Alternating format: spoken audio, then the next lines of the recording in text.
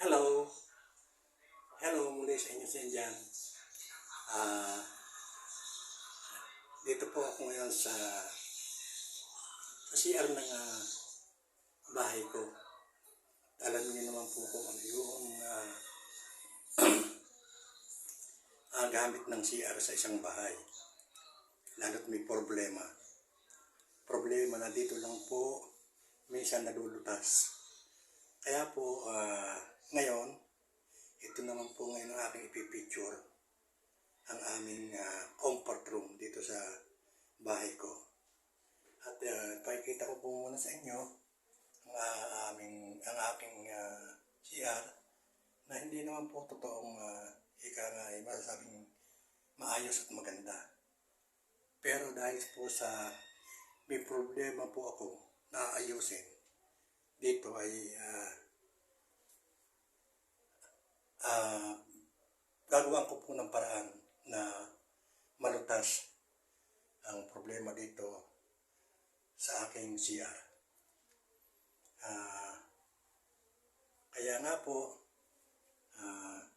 gusto ko po sanang humingi sa inyo ng advice kung ano po yung maganda at maayos na kasagutan kung ano po yung problema na kailangang idulog dito sa CR.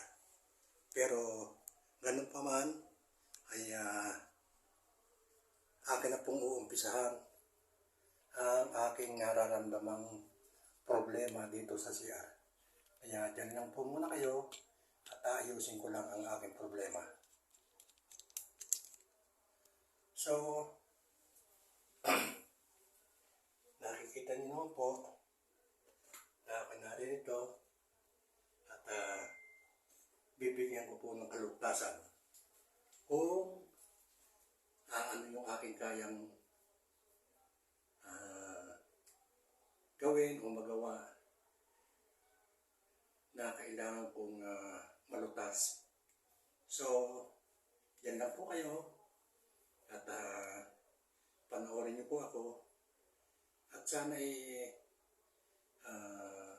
huwag naman kayo mag-isip ng kung ano yung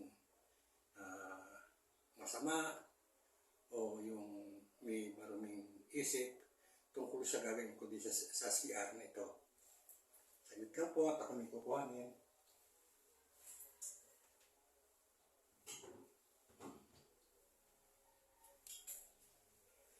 So, dahil sa ako kay senior na at sa ganitong medyo may kaliliman dahil ang mata ko po ay medyo kailangan ng salamin kaya kinuha ko muna yung salamin at para makita ko yung aking gagawin sa problema dito sa CR.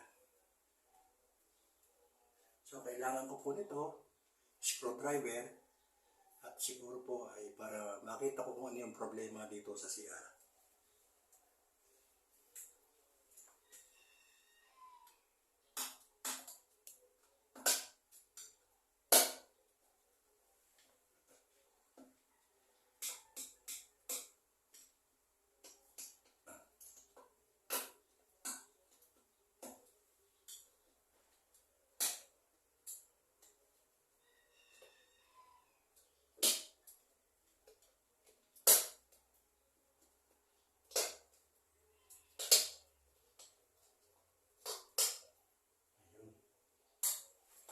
So ito po, tinanggal ko po ang taklob ng switch ng CR kasi po naandito po ang problema sa switch ng ilaw dito sa CR kasi po ang ilaw po ay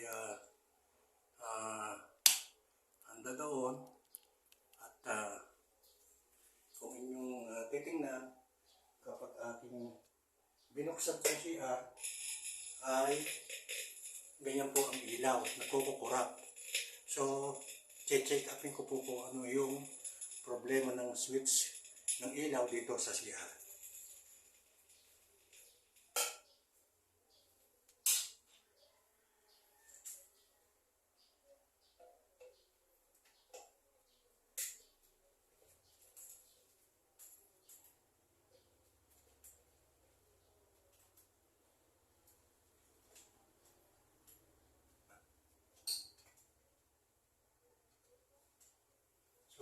ko po matanggal ang screw. So, kailangan kumuha po ako ng plus na screw.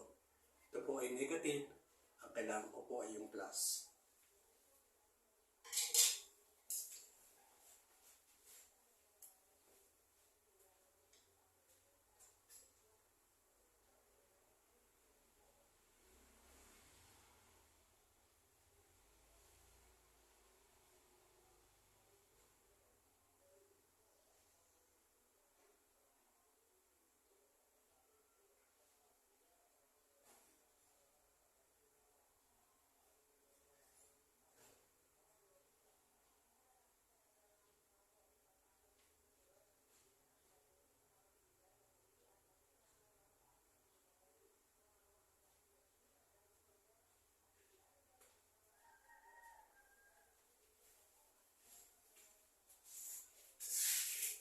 Ito po, nakakuha na po ako ng yung isang screw na baka po ito ang aking kailangan para makatanggal ko po yung tornilyo doon sa switch.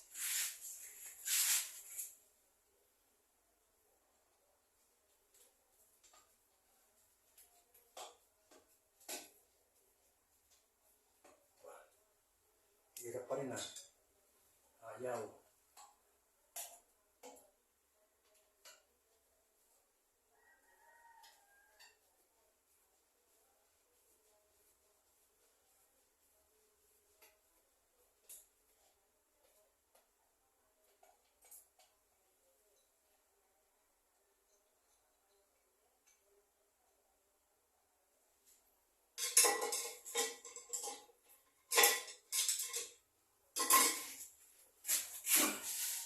So, nakita ko na po ang problema at ipakikita ko po sa inyo kung bakit nagkakaroon ng problema ang aking switch.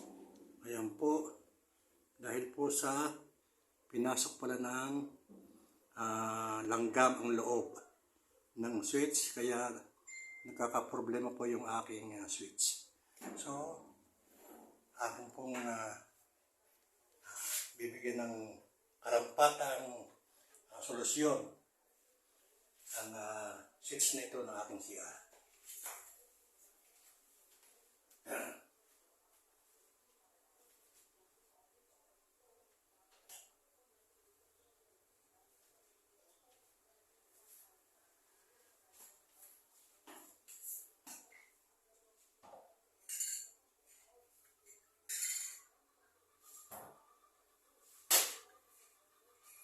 So, ito po ang aking magiging sandata sa gumagambala sa switch ng aking CR.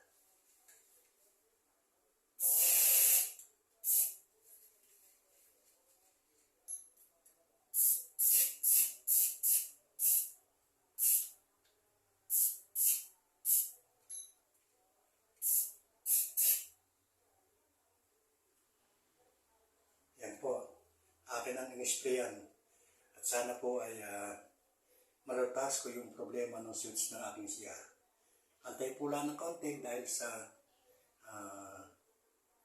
lilinisin ko pa yung mga langgam na naroon sa loob na siyang nagiging sanhi ng pagkurap-kurap ng ilaw ko dito sa CR.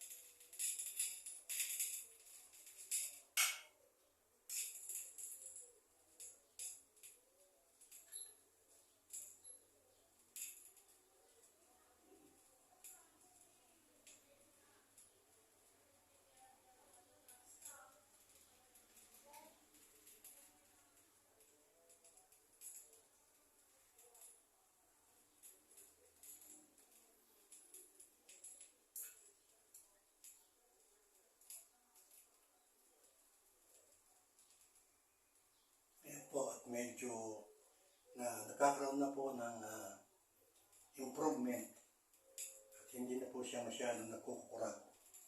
Dahil siguro po, pinasok lang ng langgam yung isang saksakan ng kuryente dito sa loob na switch.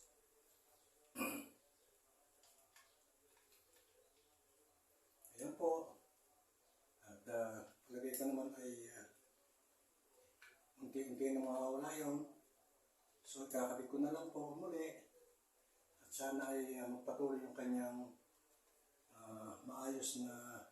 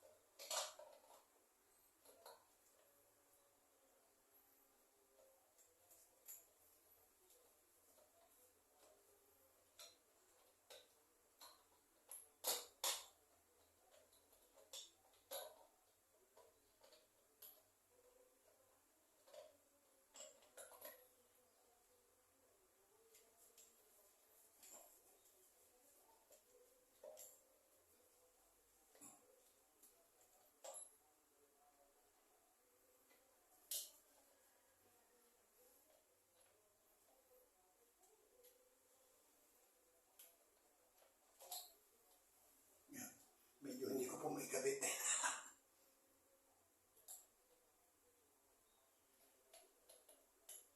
Dahil ayaw pong tumama yung dulo ng screw doon sa kanyang kakabitan.